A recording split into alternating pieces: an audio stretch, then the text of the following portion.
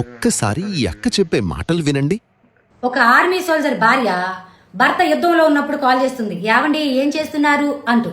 భర్త మా 10 మందిని ఒక 20 మంది రౌండప్ చేశారు, కాల్పులు జరిపారు, వాళ్ళలో ఒక 10 మంది చనిపోయారు, మాలో ఒక 5గురు చనిపోయారు. ఆ 10 మంది మా 5గురిని రౌండప్ చేస్తే రేపు నేను ఫోన్ చేయకపోవచ్చు, నువ్వు పిల్లలు జాగ్రత్త అంటూ ధైర్యం చెప్తాను.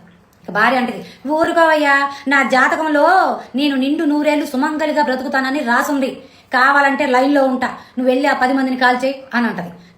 నిజమయ్యా అంటూ ధైర్యం చెప్తుంది. ఇక భార్య ఇచ్చిన ధైర్యంతో అవతల నుంచి తోటాలను లెక్క చేయకుండా తప్పించుకుంటూ ఎలా పడితే అలా కాల్చేసే పనిలో ఉంటాడు. ఒక తోట వచ్చి చేతికి తగులుతుంది. ఓ తోట వినండి.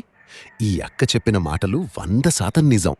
ఒక మహిళ మగవాడి వెనక నిలబడి ధైర్యం చెబితే అతను ఎంత పెద్ద కష్టం వచ్చినా ఎదుర్కోగలడు. ఎంత పెద్ద యుద్ధమైనా, ఎంతటి సవాలైనా తన ఆత్మవిశ్వాసంతో సాధించగలడు. జీవితంలో విజయానికి కేవలం శక్తి మాత్రమే కాదు, మనల్ని నమ్మి ప్రోత్సహించే ఒక వ్యక్తి కూడా అవసరం.